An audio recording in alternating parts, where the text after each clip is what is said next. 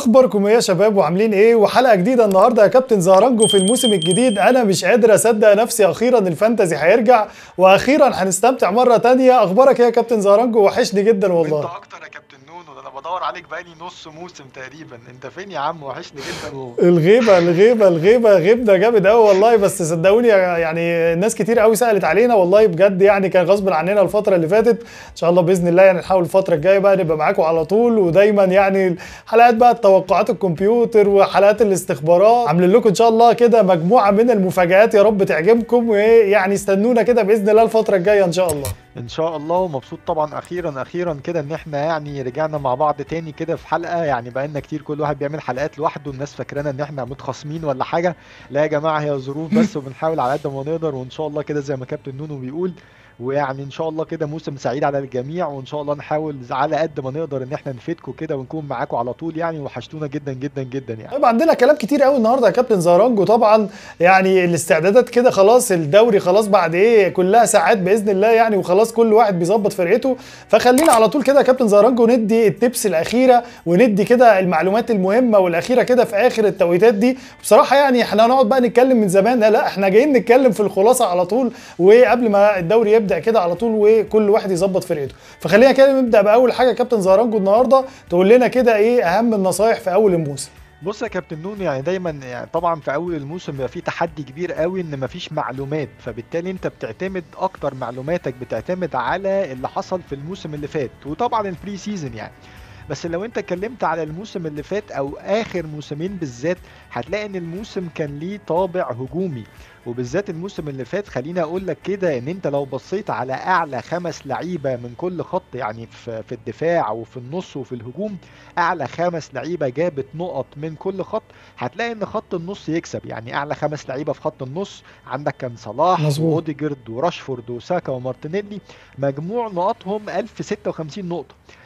شوف بقى على الناحية التانية، يعني الرؤوس الحربة بقى طبعا هالاند وكين وتوني وواتكنز وويلسون 1049 نقطة. وطبعا وراهم بقى من بعيد خط الدفاع اللي هو كان تريبيير ووايت وترنت وجابرييل ومي 799 نقطة. فده يقول لك ايه؟ يقول لك إيه؟ ان اللي يكسب او اللي انت تستحق ان انت تستثمر فيه الميزانية بتاعتك هو خط النص.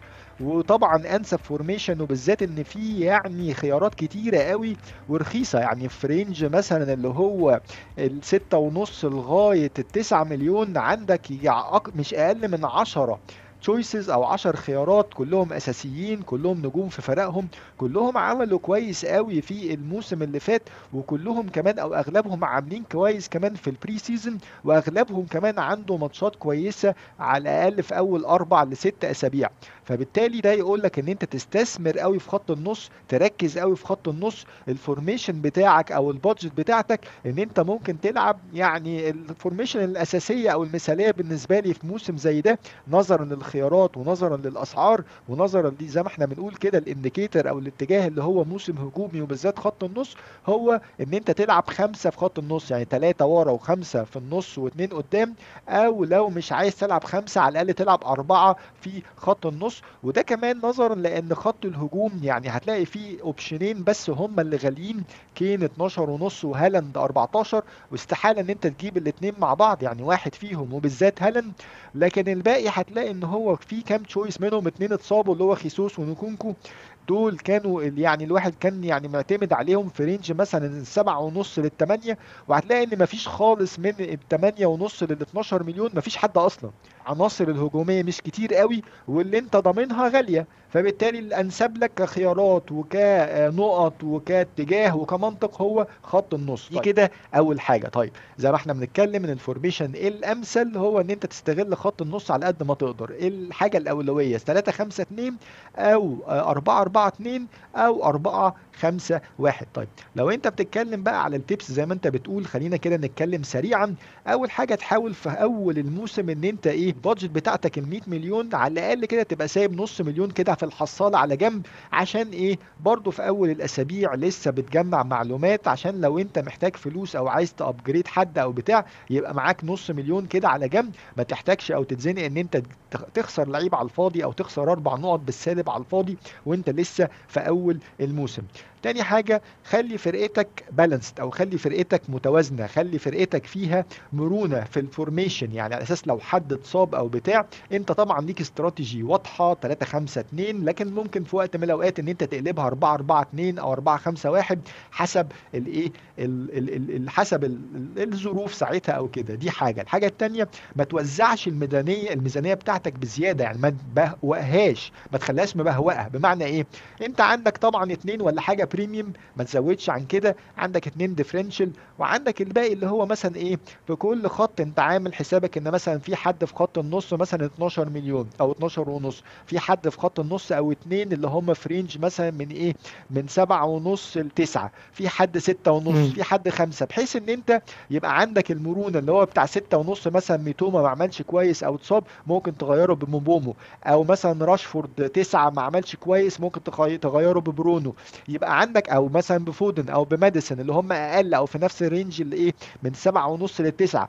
المرونه دي او الميزانيه دي ان انت عندك كده كاتيجري او فئه من كل خط، بحيث ان انت تقدر تشيفت او تحول بسهوله من غير ما تخسر لعيبه. طيب خليني اقول لك برضو ان انت يعني خلاصه هنا ان انت عندك في الدفاع اوبشنز كتير قوي، من الاربعة ونص لخمسة ونص مليون، اوبشنز في الوسط من 6 ونص ل9 مليون، في الهجوم من 7 ونص ل8، وما عندكش من 8 ونص ل12. فبالتالي لازم الفرقه بتاعتك تبقى متوازنه، لازم الفرقه بتاعتك يبقى فيها من المرونه ان انت تشيفت في الفورميشن او تغير من لعيب للعيب من غير ما تخسر او تضطر ان انت تعمل تغيير على الفاضي. التip الثانيه او الثالثه، ان احنا بما ان احنا في اول الموسم وما عندناش معلومات بما يكفي، ومعتمدين على هيستوري او معتمدين على احصائيات موسم فات او بري سيزون، بلاش ريسك كتير، يعني العب في المضمون. لو انت لعيب مش عارفه او لسه جاي او بتاع، ويت اند سي، ما تسخنش قوي وخلي الديفرنشالز بتاعتك محسوبه، لان انت لسه في اول الموسم. حاجه تانية كمان، ان انت طبعا لسه في اول الموسم، فمش محتاج ان انت يعني تركز على فرقتك كلها، ركز على ال11 الاساسيين ومعاهم واحد من البنش، يعني ركز على ال12 لعيب بس، ما تركزش على الفرقه امم. كلها، لان البنش انت مش محتاجه دلوقتي. فبالتالي ما تصرفش عليه فلوس على الفاضي، لان انت فعلا مش محتاجه، لان انت مش هتعمل خواص مثلا زي البنش بوست، فمحتاج ان انت تستثمر في البنش بتاعك. ركز بس على ال11 الاساسيين، وواحد بس على البنش، اول واحد هيتحط على البنش هو ده اللي ممكن ينزل لك كاساسي لو حصل اي حاجه لل11 بتاعتك. وفر فلوسك بالذات في الاول. الحاجة الخامسة معانا ان بلاش خواص، يعني الشيبس بتاعتك على الاقل انت عندك 4 اسابيع وبعد كده الانترناشونال بريك، فبالتالي انت لما تيجي تعمل فرقتك بص لقدام، بص للماتشات اللي قدام، اعمل الخطة بتاعتك على الاقل 4 اسابيع، ما تعملش حسابك ان انت تضيع الخواص بتاعتك في البدري بدري، لان لسه الدوري طويل، لسه في تغييرات كتير، في توقفات كتير، في احداث كتيرة قوي، فما تضيعش الايس بتاعتك على الفاضي. بالنسبة لنا من بعد اول 6 اسابيع، لكن لو مزنوق قوي ممكن تعدي اول 4 اسابيع، وبعد كده تشوف بقى في الانترناشونال بريك لو انت فعلا محتاج حاجة تغيرها. لان انت حتى لو استنيت اول 6 اسابيع، انت كل اسبوع عندك تغيير مجاني، ففي 6 اسابيع يعني كأن 6 تغييرات، يعني كأنه نص وايلد كارد، فبالتالي ما تستعجلش وتعمل حاجة على الفاضي. انا طبعا يعني بعض الاصدقاء بيقولوا لي خلاص احنا هنعمل الوايلد كارد على طول في الاسبوع الرابع، يعني باعتين بيسالوني، يعني بقول لهم طب استنوا، طب يعني ما يمكن اختياراتكم كانت هتبقى حلوه، مش لازم يعني على طول كده واخدين القرار هنعمل ان شاء الله الوايلد كارد في الاسبوع الرابع. فيعني طبعا هي لسه ان شاء الله، اما بس نشوف الدنيا كده هتمشي ازاي وبعد كده قرر اكيد يعني. صحيح، لها دايما بنقول اللعبة دي ماراثون مش سبرنت، يعني هو مش سبرنت 100 متر،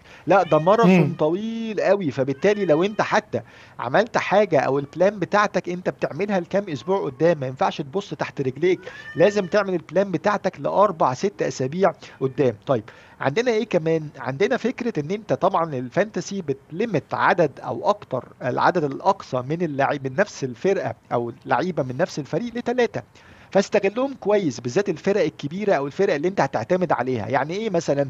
يعني مثلا فرقه زي ارسنال، احنا بنقول ان ماتشاتها كويسه وفيها ماتشات كويسه على الهوم وماتشات سهله، فبالتالي انا عايز 3 لعيبه من الارسنال، وعايز لعيبه اللي هي اللعيبه الهجوميه اللي تجيب لي نقط، اللي تجيب لي جوان، اللي تجيب لي اسيستات، اللي تجيب لي امم. بونص.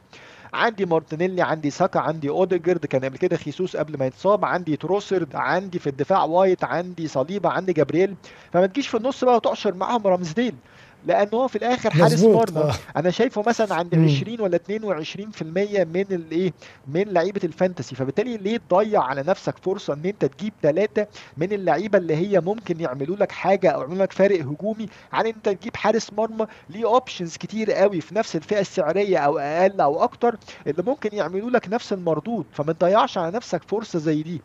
دي حاجة. الحاجة التانية، خليني اقول لك على الروتيشن استراتيجيز. يعني في الاخر بالذات في خط الدفاع وحراسة المرمى لازم يبقى عندك فكرة بالذات على البادجت بلايرز. يعني لو انت بتجيب حد باربعة ولا اربعة ونص ولا خمسة، لازم تعرف ان انت لما تجيب اتنين تعرف ان هو مثلا تحط جدول قدامك كده ل6 اسابيع قدام، وتشوف مين اللعيبه دي البادجت بلايرز كمدافعين او كحراسه مرمى اللي انا ممكن اعتمد عليهم وابدل ما بينهم من غير ما اتاثر. اللعيبه دي كده كده بتلعب، في نفس الوقت هحط واحد عنده ماتش سهل واللي على البنش الاسبوع اللي بعديه لو عنده ماتش سهل هنزله. طيب امثله زي ايه؟ مم. زي ما احنا عارضين كده معانا واحنا عاملين كده زي جدول بسيط للناس عشان تفهم احنا قصدنا ايه.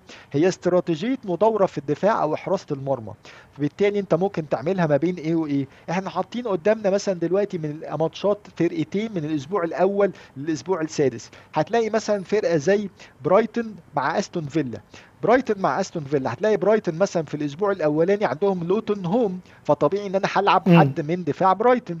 طيب استون فيلا مثلا لو عندي لعيب زي كاش معايا ممكن يتحط بنش. ليه؟ لان هو في الاسبوع الاولاني عنده نيوكاسل اوي، فاهم قصدي؟ مم. الاسبوع الخامس مثلا برايتون عندهم مانشستر يونايتد اوي، لكن استون فيلا عنده كريستال بالاس هوم. فبالتالي انت ممكن تجيب مم.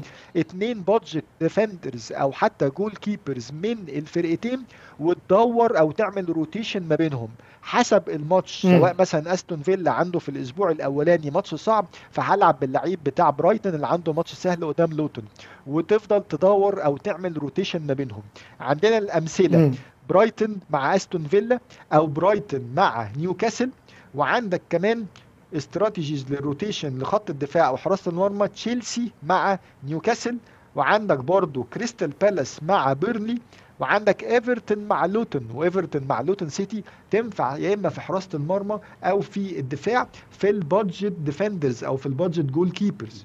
وعندك برانفورد مع كريستال بالاس، او برانفورد مع شيفيلد يونايتد. طيب برضه ممكن ناس مم. تسألنا احنا ممكن نجيب مين من الفرق دي، يعني مين اللعيبة اللي من الفرق دي اللي ممكن ان احنا نجيبها. لو انت بصيت على مستوى خط الدفاع، برايتون على مستوى ال4.5 مليون عندك فيلتمان، وال5 مليون استوبينن. استون فيلا عندك مينجز وكاش وباو توريس، دول كلهم ب4.5 مليون. نيوكاسل فئة مم. ال4.5 مليون عندك بوتمان وعندك بيرن. عندك كريستال بالاس برضو ب4.5 مليون، جويهي وميتشل. عندك برنفورد هنري وبينك.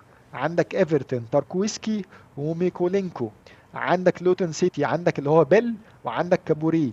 وعندك بيرنلي باير برضه ب4 مليون. وعندك شيفيلد يونايتد بولدوك برضه ب4 مليون. ولو انت بصيت على الثلاثه دول اساسيين، وفي نفس الوقت بيرنلي ميزتهم ان هم في الشامبيونشيب الموسم اللي فات هم اقل فرقه دخل فيها جوان، ومن اعلى الاحصائيات الدفاعيه في الاكسبكتد جولز كونسيد، هي اقل فرقه مم. في المحاولات الهجوميه من الخصم. فبالتالي حد زي باير ده سنتر باك اساسي، ليه 4 اتاكينج ريتيرنز الموسم اللي فات، يعني جايب جون و3 اسيستات، والراجل بيلعب اساسي وب4 مليون. عندك حد زي بالدوج من شيفيلد يونايتد، ده رايت باك وجايب جون و3 اسيستات وبيلعب اساسي وب4 مليون. عندك حد زي بيل، ده برضه في لوتون سيتي. صحيح هم هيبقوا بلانك في الاسبوع الثاني، بس طبعا مش هتخسر كتير لو انت جبته وحطيته على البنش. الراجل ده هو جايب كده جون كده رخيص جدا واسيست يعني. اه. وليفت باك، يعني دول مم. اغلبهم ليهم برضه ايه، مم.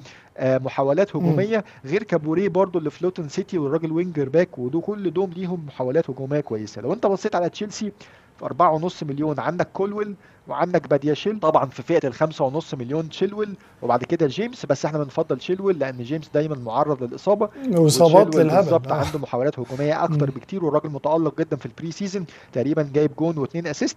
عندك توتنهام دفاعه مش احسن حاجه، بس اللي بيفكر في توتنهام بلاش خط الدفاع بالذات، عندهم ماتشات قوي كتيره في الكام اسبوع الاولانيين. المدرب بتاعهم لسه جديد، هجومي الى حد ما، في البري سيزون ما جابوش كلين شيتس تقريبا. بس برضه لو بتفكر، عندك ديفيز وداير وإميرسون رويال، وعندك الديفرنشال الجامد قوي اللي هو بالخمسة مليون بيدرو بيدرو بورو. بورو. لو بصيت على ارسنال، طبعا لازم يبقى عندك حد من ارسنال، فئة الخمسة مليون عندك صليبة وجابرييل، ولو 5.5 مليون هيبقى وايت. لازم يبقى عندك استراتيجية واضحة يا كابتن نونو. يعني في الاخر، هل انا هعتمد هبص على الماتشات واشوف الماتشات السهلة، فبالتالي هشوف الفرق اللي عندها ماتشات سهلة؟ هل هعتمد على الفرق او اللعيبة من الفرق اللي عملت بري سيزون كويس؟ هل هعتمد على احصائيات الموسم اللي فات، ولا هعتمد على ميكس ما بين كل دول؟ فلازم يبقى عندك فكرة اساسية انا هعمل ايه. حاجة تانية مهمة جدا، مركز اللعيب.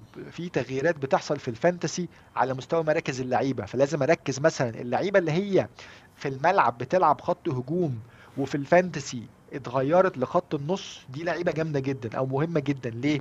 لان خط النص هيخليها ان هي عندها probability او احتمالية اكبر للبونس. لو جابوا كلين شيت هيبقى عندها نقطة زيادة. فبالتالي دي كلها حاجات او تفاصيل صغيره لازم تركز زي عليها. ستونز كده يعني. مثلا زي ستونز، بس هو طبعا قلقنا في مم. الماتش الاخراني بتاع الكوميونتي شيلد ان هو كان بيلعب مدافع، فدي قلقتني انا شخصيا شويه من قصه ستونز. مم. بس عندك مثلا المهاجمين الفعليين اللي هم مركزهم دلوقتي في الفانتسي خط وسط، وممكن الناس تفكر فيهم. حد زي مين؟ انسيسو من برايتون، عندك وراشفورد برضو جوتا الى حد جوتا كبير. من ليفربول، عندك هافرتز، عندك ريتشارلسون وبالذات لو كين مشي، عندك مومو مم. من برنتفورد، وعندك جونسون من نوتنغهام فورست. وعلى العكس بقى صحيح، اللعيبه اللي هي اصلا كانها اصلا كانت خط وسط وبقت هجوم، حد زي جاكبو او ويسا، دي برضو الايه القلق بالنسبه لي، او ما هفضلهمش قوي بالذات جاكبو يعني. لكن طبعا الحاجه المميزه جدا لو انت عندك حد مهاجم على ارض الواقع وهو متسجل في الفانتسي كخط نص. اخر حاجه برضو قصه الميزانيه بتاعتي ال 100 مليون اظبطها ازاي.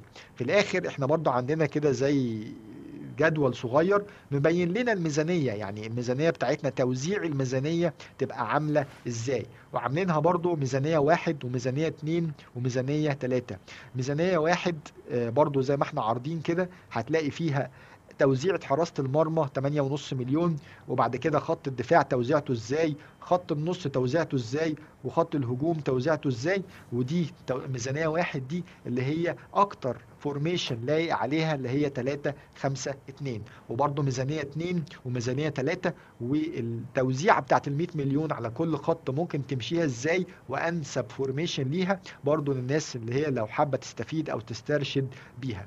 دي كده شوية تيبس نتمنى تكون عجبت الناس، ونتمنى برضه لو حد عنده اي سؤال اي حاجة يقول لنا، واحنا ان شاء الله هنجاوب عليه. كالعاده النصايح الجميله يا كابتن زهرانجو، فرحان قوي والله بجد بالعوده مره تانية ان شاء الله. الموسم ده الموسم ايه؟ الموسم الرابع يا جماعه بتاعنا. انا الواحد مش مصدق يعني ان احنا بقالنا كل الفتره دي، ولكن ان شاء الله باذن الله القادم احسن، وباذن الله كده دايما مستمتعين بالفانتزي. دي طبعا كانت حلقتنا، ان شاء الله باذن الله محضر لكم زي ما قلت لكم كده مفاجآت كتيره، ان شاء الله نستمتع مع بعض بالفانتزي دايما، والى اللقاء. شكرا ليك كابتن نونو، ونشوفكم على خير. شكرا.